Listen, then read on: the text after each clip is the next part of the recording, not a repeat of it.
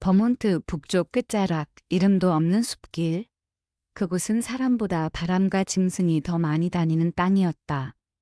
그날 아침 하늘은 맑았지만 공기엔 무언가 이상한 정적이 깃들어 있었다.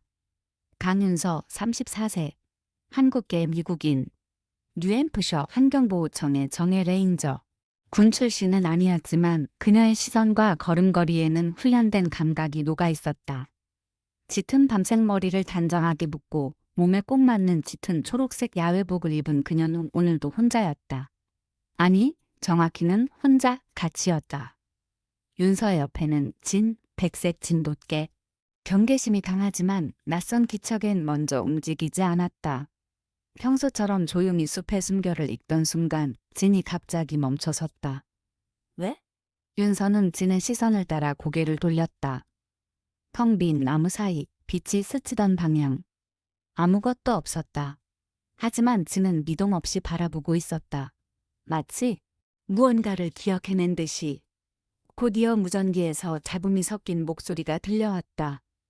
팀 3, 북서경로 이상 없음. 여기는 강윤서, 남서쪽 이상 없음. 팀이 응답 없음. 확인 중. 그때였다. 윤서의 무전기에 익숙한 목소리가 낮게 스며들었다. 윤서, 계획 변경. 동쪽 서비스 도로로 와. 혼자 와야 해. 그 목소리는 에반 리처드, 그녀의 상사이자 7년 지기 동료였다. 확인되었습니다. 윤서는 무의식적으로 대답했지만 곧 이 말을 찌푸렸다. 혼자 와야 해. 평소 그가 절대 쓰지 않던 표현. 그리고 왜 암호가 생략되었지? 진이 조용히 그녀를 올려다보았다. 윤서는 무심결에 진의 머리를 쓰다듬었다. 같이 가자. 그녀는 길을 따라 조심스레 움직였다. 바람 소리도 멈춘 듯 조용했다. 낡은 트럭 한 대가 도로를 막고 있었다. 운전석은 비어 있었고 조수석 문이 살짝 열려 있었다. 트럭 뒤편으로 돌아가려던 순간 누군가의 손이 그녀의 어깨를 세게 눌렀다. 왔네? 에반이었다. 하지만 그의 눈은 그녀가 알던 그 따뜻한 동료의 눈이 아니었다. 그의 양옆에는 권총을 든 두 남자, 눈에 익지 않은 낯선 얼굴. 그 순간 진이 으르렁거렸다. 무기를 내려 윤서. 에반의 말은 담담했지만 차가웠다. 왜? 넌 너무 깊이 파고들었어. 원래 너만 빼고 끝낼 계획이었는데. 진이 그녀 앞을 가로막았다. 세 사람의 총구가 진을 향했다. 윤서는 숨을 멈췄다. 그 순간 그녀는 낮고 단호하게 외쳤다. 진아, 찾아. 진은 몸을 낮추고 순식간에 숲속으로 사라졌다. 총성이 울리지 않았다. 누구도 개를 쏘지 못했다. 그 개가 그냥 놔둬. 시간 없어. 그리고 다음 순간 윤서의 뒤통수를 향한 충격. 눈앞이 하얘지며 그녀는 땅바닥으로 쓰러졌다. 그녀의 마지막 생각은 진은 도망친 게 아니다. 그는 계획 중일 것이다. 진은 숲속을 미친 듯이 달렸다. 하지만 그것은 도망이 아니었다.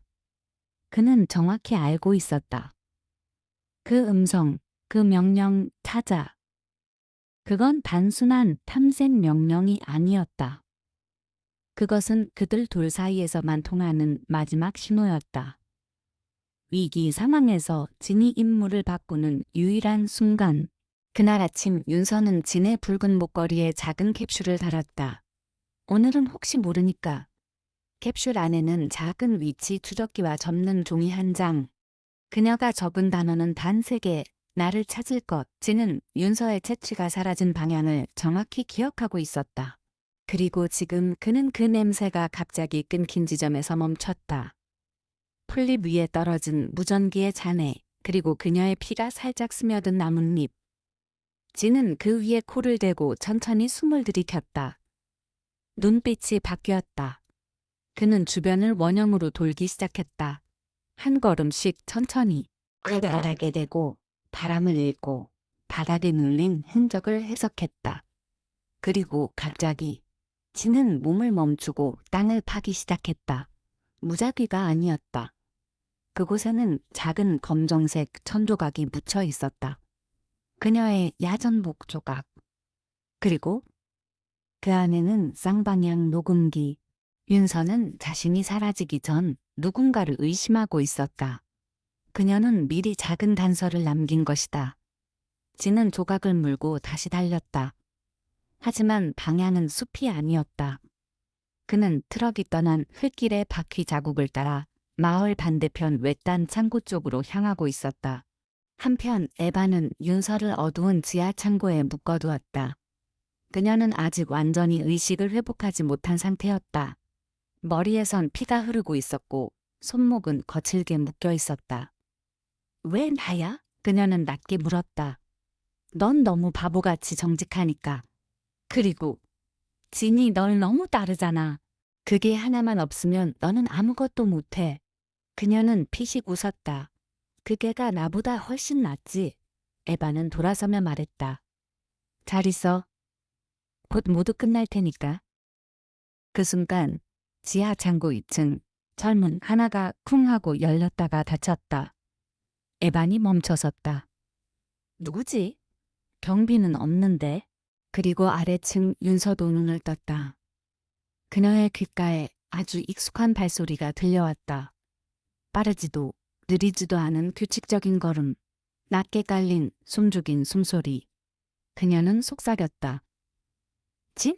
진은 창고 건물의 외벽을 따라 천천히 움직였다. 두 귀는 쫑긋 선 채로 벽 너머의 소리 하나하나를 분석하고 있었다. 한쪽 벽면, 환기구에서 희미한 숨소리와 쇠사슬이 끌리는 소리가 들렸다. 그녀는 안에 있다. 하지만 진은 알고 있었다. 이런 구조에선 경보장치나 감시가 있을 확률이 높다. 그는 훈련된 개였다. 정해진 루트를 따르고 지정된 위치에만 접근해야 한다. 하지만 그 순간 그의 왼쪽 눈에 피가 맺혔다. 낮게 날아든 날카로운 철선이 그의 눈가를 스쳤던 것이다. 진은 잠시 멈췄다. 그리고 그 다음 선택은 매뉴얼 어디에도 없는 행동이었다. 그는 그대로 안으로 돌진했다. 에바는 위층에서 기척을 느꼈다. 누가 거기 있어? 그가 권총을 들고 창고 복도를 향해 다가가려던 순간 무언가가 그의 정강이를 세게 쳤다. 그는 중심을 잃고 넘어진다. 총이 손에서 튀어나갔다. 다음 순간 백색의 그림자가 위로 올라탔다. 진이었다. 그의 눈빛은 차가웠고 이는 보이지 않지만 숨소리 하나로 상대를 위협했다. 그는 에반의 목덜미 앞에서 딱 한 번 짧고 낮게 으르렁거렸다. 에반은 얼어붙었다. 그리고 진은 놀랍게도 공격하지 않았다. 대신 에반의 재킷에서 열쇠를 입으로 뽑아 물고 아래로 뛰어내렸다. 윤서는 점점 희미해지는 의식 속에서 무거운 사슬을 느끼고 있었다. 숨이 가빠지고 손목은 저리기 시작했다. 그 순간 문틈으로 작은 그림자가 들어왔다. 진? 진은 조심스럽게 그녀에게 다가갔다. 입에 문 열쇠를 떨어뜨리고 그녀의 손목에 코를 갖다 댔다. 그녀는 힘겹게 손을 움직였다. 딸깍. 사슬이 풀렸다. 그녀가 힘겹게 일어나 진의 얼굴을 마주봤다. 왜 왔어? 도망쳤어야지. 진은 대답하지 않았다. 대신 그녀의 손 위에 이마를 얹었다. 그녀는 울었다. 오직 진만이 들을 수 있을 만큼 조용히. 하지만 위층에서 다시 철문이 열렸다. 다른 누군가가 들어온 것이다. 진은 즉시 그녀 앞에 섰다. 등을 구부리고 입술을 살짝 말아 올리며 전투 자세를 취했다. 그때였다. 누군가의 발소리가 가까워지고 그리고 낯익은 목소리가 들려왔다. 강윤서? 여기요? 구조대입니다. 그녀는 눈을 떴다. 여기 있어요. 아래층이에요. 진은 여전히 그녀 앞에 서 있었다. 누구도 허락 없이 그녀에게 다가갈 수 없도록 구조대원들은 윤서를 조심스럽게 이끌어냈다. 진은 마지막까지 그녀의 곁을 지키며 한 걸음도 떨어지지 않았다. 구급차에 실려 병원으로 향하는 동안 진은 그녀의 다리에 조용히 머리를 얹고 있었다. 병원 도착 후 윤서는 저체온증과 경미한 뇌진탕 진단을 받았지만 다행히 생명에는 지장이 없었다. 그녀가 회복실에 누워 눈을 떴을 때 창문 너머 의자 위에서 진이 자고 있는 모습이 보였다. 그 눈 아래엔 붉은 자국이 남아 있었고 입가털에는 먼지와 상처 자국이 여전했다. 하지만 그 눈빛만은 여전히 빛나고 있었다. 그녀는 속삭였다. 잘했어, 진아. 며칠 후 경찰 조사와 함께 사건이 공개되기 시작했다. 에반 리처드는 불법 동물 밀매 조직과 연루되어 있었고 윤서가 그 실체에 가까워지자 그녀를 제거하려 했다.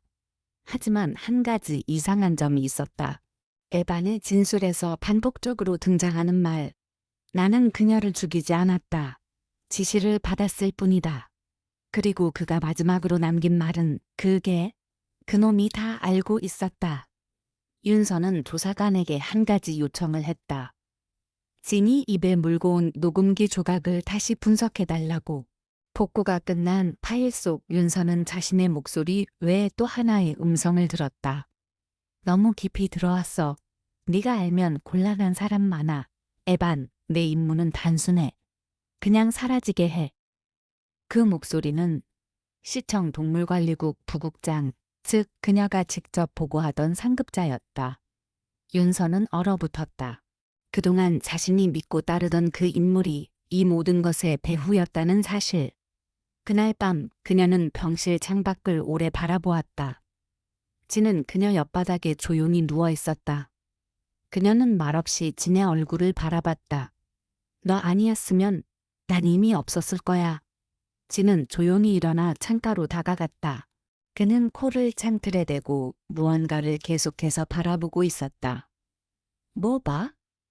그녀가 다가가자 진은 천천히 몸을 돌려 한 개의 낡은 야전 조끼를 입으로 물어왔다. 그 조끼에는 윤서가 오직 비상시에만 입는 암행 추적 장비가 달려 있었다. 그것은 창고가 아닌 전혀 다른 장소에서 발견된 것이었다. 윤서는 순간 숨이 막혔다. 거기가 아니었어. 진은 작게 꼬리를 흔들며 조용히 고개를 돌려 창밖을 가리켰다. 그 눈빛엔 확신이 있었다. 아직 끝나지 않았다. 회복이 끝나기도 전에 윤서는 병원 퇴원을 요청했다. 경찰은 만류했지만 그녀는 단호했다. 그 개가 가리킨 방향을 확인해야 합니다. 지금이 아니면 늦어요?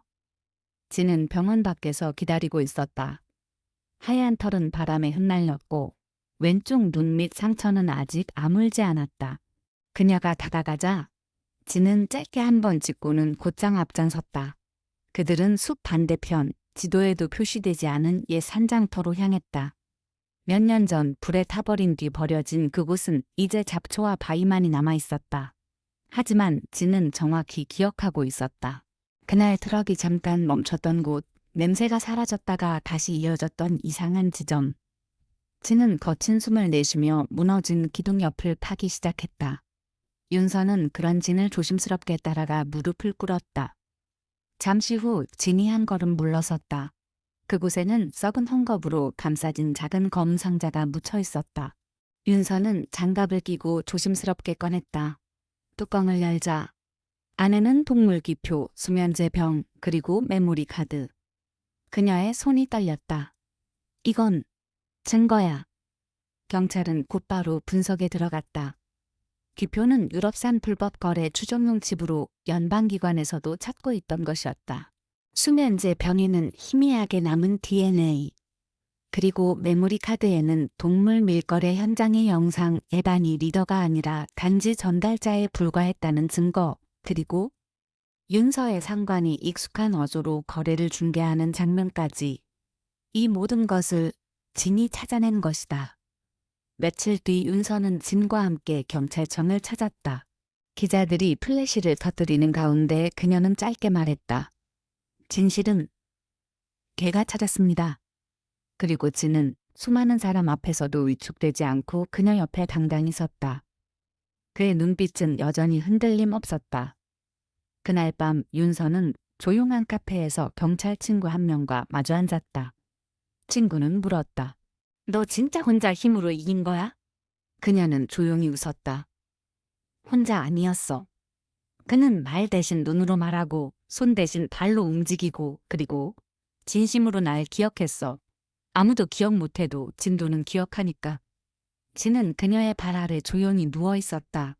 그의 눈은 창밖 어딘가를 여전히 응시하고 있었다. 가을이 지나고 눈이 내리기 시작한 어느 늦은 밤, 윤서는 여느 때처럼 벽난로 앞 진과 함께 조용히 앉아 있었다. 밖은 새하얀 눈으로 덮였고 바람은 창문을 부드럽게 두드리고 있었다. 그녀는 책을 읽다 말고 문득 입을 열었다. 진아, 우리가 처음 만난 날 기억나? 진은 조용히 꼬리를 흔들었다. 그날은 폭우가 쏟아지던 훈련소 한복판. 모두가 그를 통제할 수 없다고 했지만 윤서는 단 한 번도 그를 포기하지 않았다. 그녀는 속삭이듯 말했다. 너는 규칙을 잘 안 지켰어. 하지만 그게 널 특별하게 만들었지. 진은 눈을 깜빡이며 그녀의 무릎에 머리를 살짝 얹었다. 그녀는 조심스럽게 그의 목에 걸려있던 붉은 목걸이를 벗겼다. 거기엔 새로 달린 은빛 펜던트 하나. 리버 레프트 비하인드. 진 그날 이후로 윤서는 매일 같은 시간 현관문을 조금 열어둔다. 혹시라도 다시 누군가 길을 잃고 진처럼 조용히 다가올지도 모른다는 생각에 진은 지금 더 이상 임무를 받지 않는다. 그는 뛰지 않아도 된다. 그저 하루 한 번 그녀 곁에 조용히 앉아 눈을 바라보며 숨을 고르면 된다. 하지만 어느 날 그는 문 앞에서 오랜 시간 서 있었다. 왜 그래? 윤서가 다가가자 진은 조용히 고개를 돌려 그녀를 바라보았다. 그 눈빛 속엔 무언가 마지막으로 말하고 싶은 감정이 담겨 있었다. 그날 밤 그는 현관 앞에서 조용히 잠들었다. 그리고 아침이 되어도 그는 더 이상 일어나지 않았다. 윤서는 무릎을 꿇고 조용히 그의 옆에 앉았다. 수고했어. 이제 진짜 쉬어도 돼. 그녀는 작은 나무 상자에 글을 눕히고 그와 함께했던 목걸이, 조끼, 그리고 마지막으로 그가 파냈던 상자 속 작은 헝겊 조각을 넣었다. 그의 무덤 옆에는 작은 팻말이 세워져 있다. 그 누구도 버려지지 않는다. 진도는 기억한다. 그리고 매년 같은 날, 같은 시간. 윤서는 문을 열어둔다. 어쩌면 그 하얀 눈길 사이로 다시 한번 백색 그림자가 나타날지도 모르니까. 까만 말풍선. 만약 이 진돗개의 이야기가 당신 마음에 작은 울림을 남겼다면 구독과 좋아요로 함께 해주세요. 진처럼 누군가의 마지막 문이 되어줄 수 있도록.